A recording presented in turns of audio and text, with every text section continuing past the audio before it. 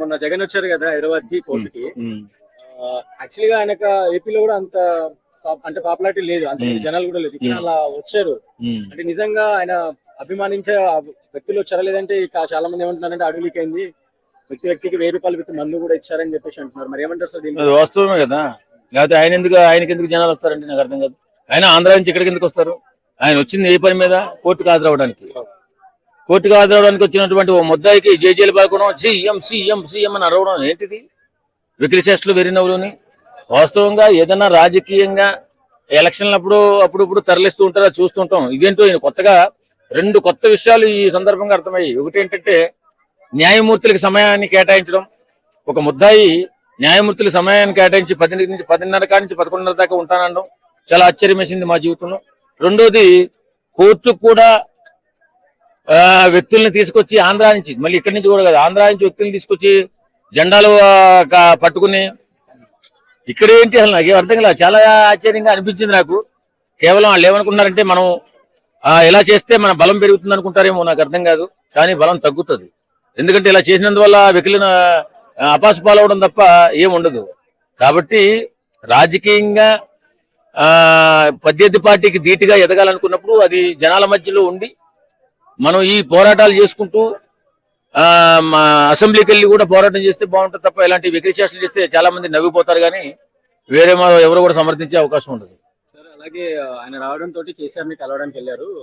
మన కేటీఆర్ గారు రిసీవ్ చేసుకున్నారు, కేసీఆర్ గారిని కూడా కలిశారు. అంటే దీని పరంగా చూసుకుంటే నెక్స్ట్ ఎలక్షన్ లో 2 కూటమి ప్రభుత్వాలు కలిసి పోటీ చేస్తున్నాయి అని అనుకోవచ్చా? అంటే నాకు తెలిసి మరి జగన్మోహన్ రెడ్డి వెళ్ళి కలిసి ఈయనకేమో సపోర్ట్ ఇస్తాడేమో, కూటమి బీజేపీతో వెళ్తుండేమో, నాకైతే అర్థం కాదు. కానీ ఏదేమైనా పరామర్శించడానికి ఆరోగ్యం బాగోలేదనో ఇంకో సందర్భంగానే వెళితే పర్వాలేదు, కానీ ఇలా ఏదైనా ఫామ్ చేయడానికి వెళ్తున్నట్టయితే అలాగే అనుకోవాల్సి వస్తుంది ఖచ్చితంగా. అంటే ఇప్పుడు అలాంటి జరగాలంటే ఇప్పుడు ఫస్ట్ కమ్యూనికేషన్స్ మార్నింగ్ ఉండాలి కదా.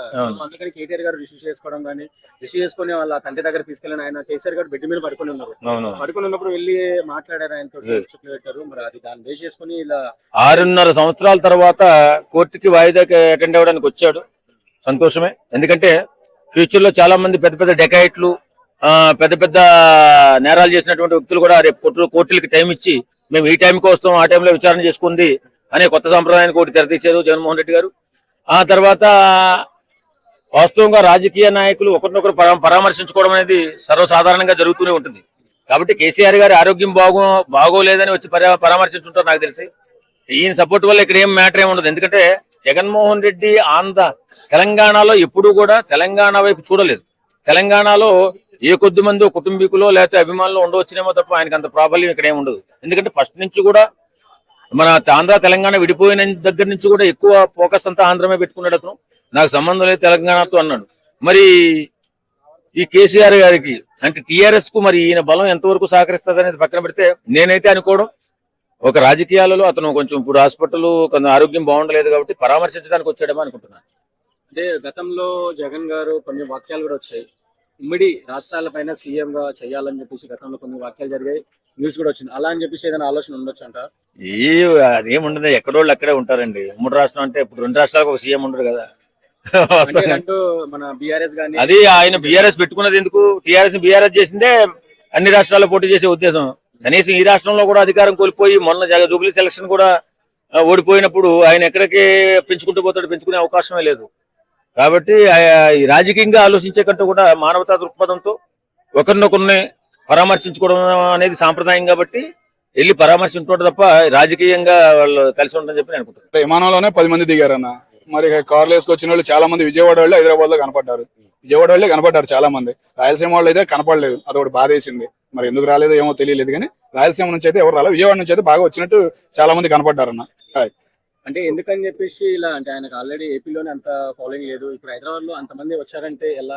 ఆయన పుట్టింది పెరిగింది అంతా హైదరాబాద్ అన్న. మరి చదువుకుంది హైదరాబాద్ లో ఫ్యాన్స్ ఎక్కువ ఉంటారని చెప్పేసి ఏదైనా సభకు వచ్చినా, ఏదైనా మీటింగ్లకు వచ్చినా, ఏదైనా ప్రోగ్రామ్స్ కి వచ్చినా జనం వస్తే బాగుంటుంది అన్న. నువ్వు ఒక కేసు మీద వస్తున్నావు, ఇక్కడ పోలీసులను ఇబ్బంది పెడతాం అవసరమా? కోర్టుకి వెళ్ళావా కామ్గా ఇంటికి వెళ్ళావా వెళ్ళిపోయేటట్టు ఉండాలి కానీ అదంతా అవసరమా చెప్పు నీకు. మీరు ఆడియో లీక్ గురించి ఏమని చెప్తారు? వాళ్ళ కార్యకర్తలే మాట్లాడుకుంటున్నారు కదా, 1000 రూపాయలు ఇచ్చారు ఒక్కొక్క పర్సన్ కి, ఏదైనా గొడవ జరిగినా కూడా ఆ గొడవ చేయడానికి అని చెప్పి. వచ్చిందన్నా ఐడియా లేదు అంటే మన టీడీపీ వాళ్ళు ఎక్కువగా పెట్టినట్లేరన్న, నేను వినలేదు. విన్నట్టయితే ఇంకా వేరేగా ఉండేది, మనం వినకుండా గొక్క అనకూడదు కాబట్టి అన్న. ఈ కాలంలో ఏంటంటే ఎంత పెద్ద రాజకీయ నాయకుడు అయినా కానీ జనం డబ్బులు ఇస్తేనే వస్తున్నారు. వాళ్ళని బతకనేది, వాళ్ళ బతుకులు పాపం. వాళ్ళు వచ్చేదో రూపాయి కాసేపు ఆడ వచ్చినందుకు 1000 రూపాయలు వస్తుందంటే హ్యాపీగా ఫీల్ అవుతున్నారన్న. మన సోమరిపదం పెంచింది ఎవరు? జగన్మోహన్ రెడ్డి గారు ఉచిత పథకాలు ఇచ్చే, ఆ పథకం ఈ పథకం ఇచ్చే. మరి ఇప్పుడు చేయాలి అది ఇది అంటే ఎట్లా కుదరదు కదా. అట్లాగా సోమరిపోతులు అయ్యారు, ఇంకా తెచ్చుకున్నారు. విజయవాడ నుంచి వచ్చారంటే కూడా గ్రేట్. మరి వాళ్ళకి ఎంత ఇచ్చారో ఏందో మరి ఖజానా తెలియదు కానీ వెయ్యికి తక్కువ అయితే ఎవరు వచ్చి ఉంటారన్న ఇప్పుడున్న కాలంలో అయితే. అది అంటే డైరెక్ట్ గా ఆయన వచ్చింది కాకుండా డైరెక్ట్ కేసీఆర్ గారిని కలవడానికి కూడా వెళ్ళారు కదా వాళ్ళ ఇంటికి. వెళ్ళారా కేసీఆర్ దగ్గరికి వెళ్ళారా? ఏం వీడియో వచ్చినట్టు లేదన్న బయటికి వచ్చిందా? కేసీఆర్ కలిసాడా? కలిసారు, బెడ్ మీద ఆయన పడుకొని ఉంటే వెళ్ళి పరిశీలించారు. కేటీఆర్ గారు రిసీవ్ చేసుకున్నారు, కేసీఆర్ దగ్గర వెళ్ళి తీసుకెళ్లారు. మరి ఆయన ఏంటి దీని పరంగా నెక్స్ట్ ఏదైనా వీళ్ళు కలిసి పోటీ చేయబోతున్నారు? ఏమోనన్నా మరి తెలంగాణలో ఎటు కేసీఆర్ పడుకోబెట్టేశారు పాపం, ఆయన బయటికి రావట్లేదు. మరి ఏమైనా సలహాలు తీసుకున్నాడేమో. నాకు తెలంగాణ ఇష్టం, ఆయనకి జగన్మోహన్ రెడ్డి గారికి ఆంధ్ర కన్నా కూడా తెలంగాణ కావాలని చెప్పేసి వాళ్ళ ఫ్రెండ్స్ దగ్గర కానీ హైదరాబాద్ చదువుకున్న మూమెంట్ కానీ ఉమ్మడి ఆంధ్ర రాష్ట్రంలో ఆయన సీఎం కావాలని చాలా కళ్ళగా అన్నాడు అని చెప్పేసి మూమెంట్ ఉంది. విడిపోయిన తర్వాత ఏదో ప్రాంతం, అందుకే ఇప్పుడు ఆయన కూడా కామ్ ఉన్నాడు కూడా దానివల్ల అని చెప్పేసి వాళ్ళ ఫ్యాన్స్ అంటే చాలా మాటలు నేను విన్నానన్న. మరి తెలంగాణలో మళ్ళీ ఏమైనా కేసీఆర్ తో కలిసి జై కేసీఆర్ అంటాడేమో, మరి కేసీఆర్ తొక్కేసి మళ్ళీ ముఖ్యమంత్రి అవుతాడేమో మనం చెప్పలేము. అది